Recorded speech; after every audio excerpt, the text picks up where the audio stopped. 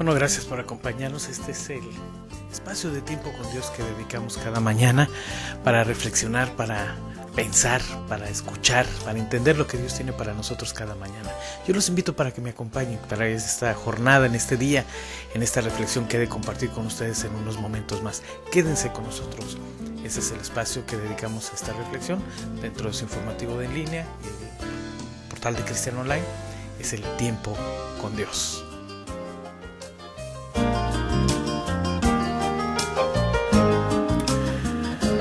Bien amigos, pues muy buenos días, ¿cómo están? Vamos a continuar aquí ya en esta sección hoy por hoy del tiempo con Dios.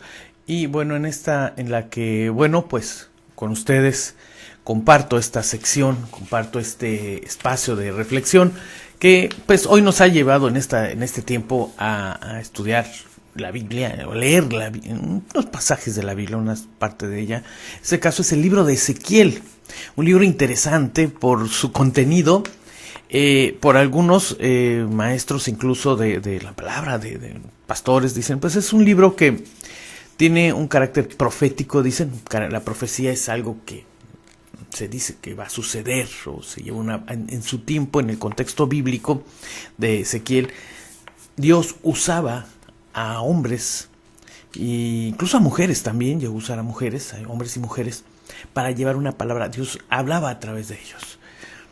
Hoy esto es un tema de discusión por algunos, pero cuando vamos a entrar si existe la profecía hoy, en nuestro tiempo, en nuestro año 2016, o no.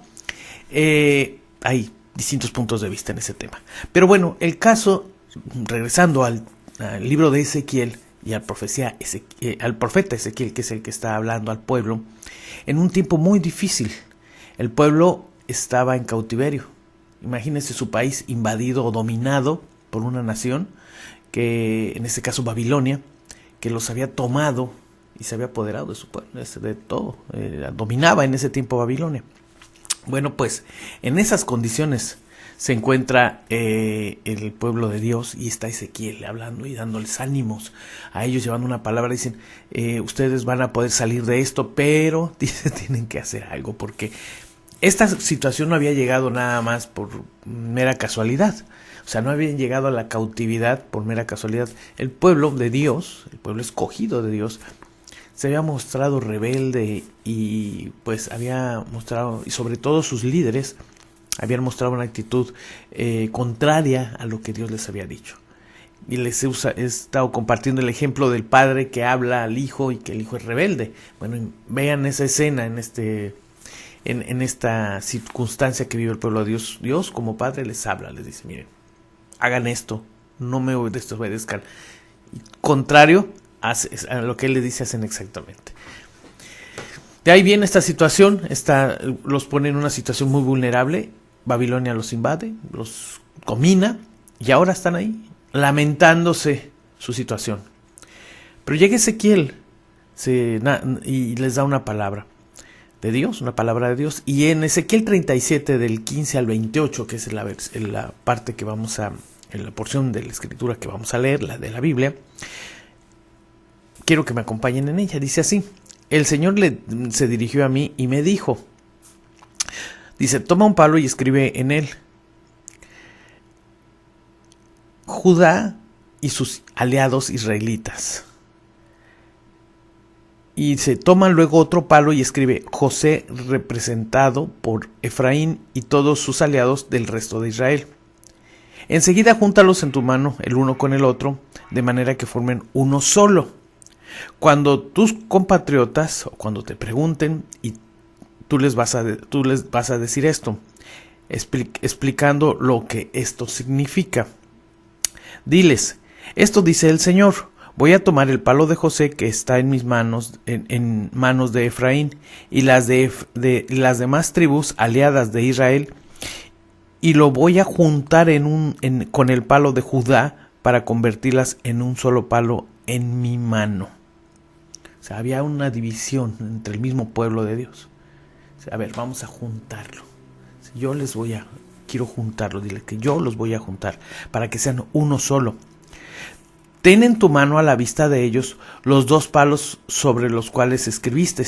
Luego diles: Esto dice el Señor: voy a sacar a los israelitas de entre las naciones a donde han ido a parar.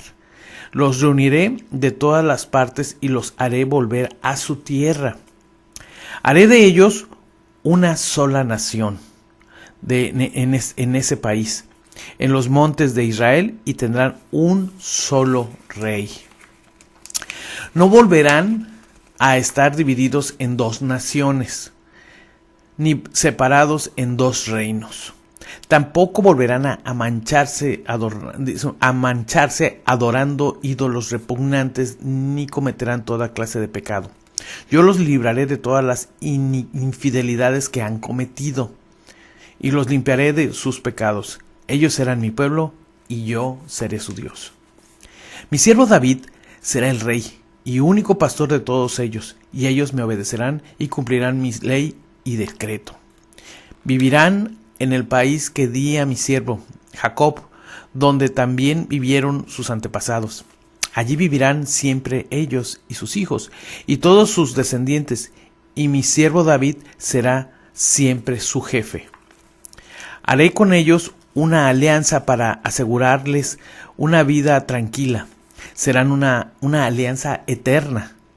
Haré que aumente el número y haré que aumenten en número, y para siempre pondrán mi santo templo en medio de ellos. Viviré entre ellos, y yo seré su Dios, y ellos serán mi pueblo. Cuando mi santo templo esté para siempre en medio de ellos, las demás naciones reconocerán que yo he escogido a Israel como mi posesión sagrada. Así Dios les mandaba ese mensaje a través de Ezequiel. Fíjense nada más qué promesa tan tremenda. En una condición deplorable, porque ya estaban desesperados también muchos de ellos, que querían, ¿cómo es posible que hayamos llegado a esto? Se lamentaban porque querían regresar a su tierra y estaban cautivos. Babilonia era la nación que predominaba en ese tiempo, en toda esa zona, dominaba a todo en ese tiempo ese territorio, y entre ellos a los israelitas se los llevó, los cargó con ellos, porque Dios permitió que eso pasara. No era el plan de Dios que eso sucediera, pero ellos, por su rebeldía, Dios los dejó. Y vieron lo que sucedió. Ahora Dios dice: bueno, ustedes son mi pueblo. Es como el papá dice: mira, hijo, yo ya te dejé, veo que estás mal, voy a ir por ti, quiero que regreses, vas a estar en tu casa, no te va a faltar nada, vas a tener todo lo que necesitas. Es más, vas a ser prosperado en todo lo que tú vas a hacer ahora, de ahora en adelante. Pero una cosa sí te digo: vas a tener que dejar de hacer las cosas que hiciste mal, las cosas que te llevaron a esta condición, que en este caso fue, ellos metieron en su cultura, en su dinámica. Dios les había dicho que no adoraran otros dioses, y sin embargo ellos se habían entregado a los dioses que había de otros pueblos de alrededor, y ahora más cuando estaban capturados bajo el dominio de Babilonia. La cultura los iba absorbiendo, se diría hoy. Es que la cultura los absorbió y se disolvieron en la misma, ¿verdad? Pero Dios no quería eso. Hoy por hoy, si usted toma este ejemplo, dice: bueno, ¿qué sentido tiene que usted o yo le esté platicando de esto? ¿Qué podemos entender aquí? Miren, yo les quiero compartir. Esto tiene también su aplicación actual hoy para el año 2016. Nosotros hacemos ídolos de muchas cosas. Usted y yo podemos hacer ídolos del trabajo, ídolos de las posesiones materiales de una casa. Para mi casa a lo mejor es lo máximo. Nosotros vamos forjando ídolos en cosas que Dios nos dice no. Primero, ¿cuál es el primer mandamiento? Dice: no tendrás dioses ajenos. Y nosotros empezamos a forjar ídolos en nuestra vida. Podemos forjarlos a lo mejor a través del estudio, podría ser.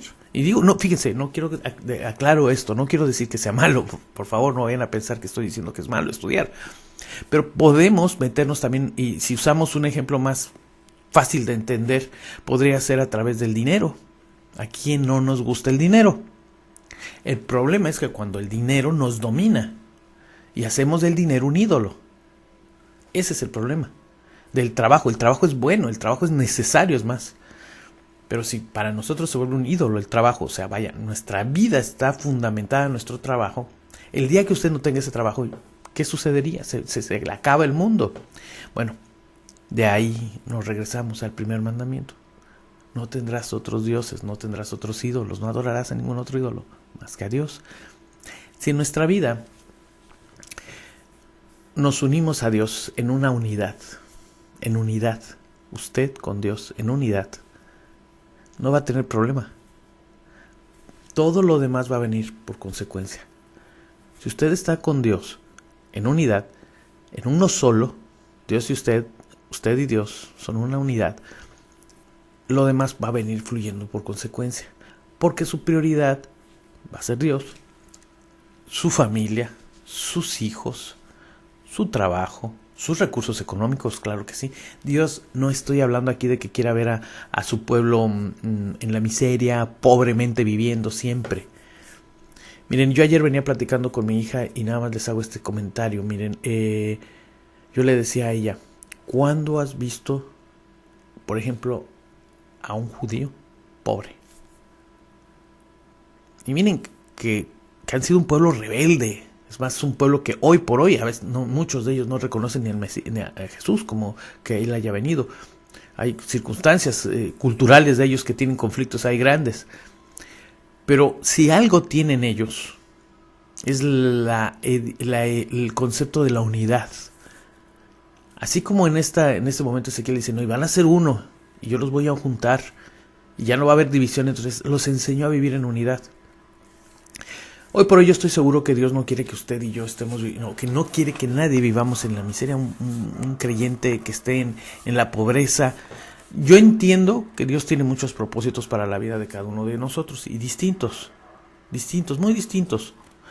Cada uno tiene una historia distinta, una forma de vida que lo ha llevado a ciertas condiciones en cierto lugar para vivir. Y no todos tenemos que estar ni viviendo en la pobreza, en la miseria, pero tampoco vivir, digamos, no necesariamente va a estar todo el mundo ser súper millonarios, súper ricos. Pero si quiere Dios que vivamos bien. Habrá quien sí se ha llamado a administrar fortunas y tendrá una responsabilidad grandísima delante de Él para administrar esos recursos. Habrá quien tenga que vivir con lo necesario, con lo justo, y va a vivir plena y felizmente. Eso es lo que quiere Dios. Dios no quiere vivir a sus hijos en pobreza. Y yo no quiero entrar en el terreno de la prosperidad, porque esa es una doctrina de la cual hoy se habla mucho, de la doctrina de la prosperidad, que se trata de manipular a la gente en ese sentido. Pero bueno, en ese caso no quiero entrar en ese tema ahorita. Pero sí le quiero decir una cosa. Dios no lo quiere vivir en la miseria, ni derrotado, ni avergonzado. Porque recordemos que en días pasados hemos visto que cuando alguien se mofaba, se burlaba de su pueblo, Dios, como un padre celoso, no permitía eso. Las características más importantes del reino de Dios son la unidad y la santidad. Dios manda al profeta Ezequiel a tomar 2 palos en una sola mano y les promete la reunificación de Judá e Israel, de Judá e Israel, el reino del norte. El Todopoderoso reunirá al pueblo de Israel para que se encuentra disperso entre las naciones, para que habiten una vez más en su tierra, para que Él la determine, para que vivan ellos en unidad como una sola nación, un solo pueblo, gobernados bajo un rey. Y entonces Israel volverá en santidad, luego de entablar una correcta relación con Dios. La restauración de origen divino se manifiesta por medio de la unidad y la santificación. Cuando cada cristiano reconoce sus pecados y se arrepiente de ellos y busca la santidad, y cuando la comunidad de fe obedezca a la palabra del Señor y logre ser uno por el poder del Espíritu Santo, estaremos levantando la bandera del reino de Dios en lo alto. Creo que a veces muchos de nosotros, y digo, humanamente hablando, vamos a poner las cosas en claro, humanamente hablando, queremos primero recibir el beneficio y ya luego platicamos, ¿no? Decimos a veces. Y aquí Dios primero nos pide algo. ¿Sí? Deben de dejar de hacer lo que estaban haciendo mal y entablar una verdadera y sana relación con Dios primero. Tienes que, en este caso el pueblo de Israel le dice, tienen que dejar todas esas cosas que están, que yo no he pedido que hagan. Esa adoración que tenían a dioses y etcétera, que en ese tiempo. Pero hoy yo creo que Dios nos podría decir, sabes, mi hermano, mi amigo, tienes que dejar de adorar esos dioses que tú metiste ya en tu vida. ¿Cuáles? No lo sé. A lo mejor es una adicción. A lo mejor es una obsesión por el trabajo. A lo mejor es una obsesión por tu automóvil.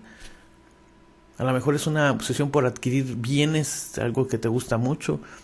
A lo mejor voy a referirme a la mujer. A lo mejor su obsesión es el estar en el salón de belleza y de ahí no salir. Yo no sé, miren, cada uno tenemos nuestra historia y cada uno sabemos o tenemos que reflexionar y pensar en qué estamos o a qué estamos dedicando nuestra vida. Yo no digo que ser guapa sea malo, por favor. Es muy bonito que la mujer se arregle. Por favor, no vayan a pensar otra cosa. El reino de Dios se instauró por medio de Jesucristo, una vez que Israel haya sido unificado, producto de la obra de restauración divina. Dios levanta a David, su siervo, para que los gobierne y los cuide. Establecerá con ellos pacto de paz eterna, morando en ellos con su presencia. Su promesa es que todas las naciones sabrán que Jehová es quien santificará a Israel. Jesucristo, quien nació del linaje de David, es nuestro único rey y buen pastor. Él está con nosotros en todo momento y extiende el reino de Dios gobernando nuestro corazón y vida. Nosotros debemos ser un lugar de morada para su santa presencia y demostrar el mundo al Señor, demostrar al mundo a Dios, a todos los demás. Hoy yo creo que, como siempre, tenemos cada día, les digo, muchas cosas que corregir, que cambiar, pero hay un momento en el que tenemos que hacerlo. Dicen por ahí que no hay peor ciego que el que no quiere ver, peor sordo que el que no quiere oír, porque teniendo oído no oye y alguno teniendo vista no ve. Digo, yo creo que en esto que nos describe la palabra de Dios en la Biblia, creo que siempre podemos encontrar dirección, orientación. Aun cuando pareciese que son historias, dicen, pues a mí que me interesa una historia de un pueblo de hace 2000 años, o más tiempo que sucedió esta historia. Pues bueno, sí tiene una vigencia, sí tiene una aplicación para usted y para mí hoy. Si nosotros no dejamos a nuestros ídolos a un lado y le damos la prioridad a Dios y por consecuencia lo demás fluye, porque se lo digo porque así es, vamos a estar atados a circunstancias, atados a personas. ¿A usted le gusta estar atado al gerente del banco? ¿A la institución bancaria? Yo creo que no. Yo creo que a nadie nos gusta eso. Estar atados y dependiendo de su buena voluntad, o como usted le quiera llamar, de que quiera darle el crédito o pueda tener le respeten o no le desconozcan sus fondos, no se los hagan desaparecer, o en función de su automóvil, la mejor, que no se lo choquen, que no se lo toque nadie. Hay que dar el día que lo choquen o el automóvil simplemente se acabe. ¿Qué va a ser de usted o qué va a ser de nosotros? De eso estoy hablando. Nosotros debemos de estar viendo hacia Dios. Necesitamos de esas cosas, siempre lo he tratado de compartir así. Necesitamos el dinero, necesitamos de los bienes, necesitamos de los recursos para seguir viviendo y tener una vida cómoda, una vida tranquila. Pero si nosotros hacemos de eso unos dioses, ahí está el problema. Porque esos bienes son temporales. Y Dios quiere que lo busquemos a Él. Ahora, esto no quiere decir que usted entre en vaya en una especie de meditación eterna y se olvide del mundo que está a su alrededor. Dios no quiere, tampoco nos pide eso. No está pidiendo eso. Contrario a ello, Dios quiere que estemos allí. Pero entendiendo que Él es el que rige nuestra vida y que el mundo vea cómo somos nosotros. Y de esa forma podemos dar un testimonio de quiénes somos y de hijos de quiénes estamos y de quiénes estamos dependiendo, hijos de quiénes somos. Usted tiene la última palabra. Ustedes tienen la última palabra en este tema. Yo creo que cada uno de nosotros tiene que tener aquí sí es individual, la capacidad para decir, bueno, creo que tengo que acomodar las cosas de la forma correcta, creo que las alteré y ponerlas en el lugar correcto. Pero eso es una decisión que usted tiene que tomar. Finalmente, todo esto, todo lo que comparto ustedes son, o lo que viene en la palabra de Dios, pues son instrucciones que se nos dan, pero la decisión final está en nuestras manos, está en sus manos. Con esto me despido. Este es el tiempo con Dios.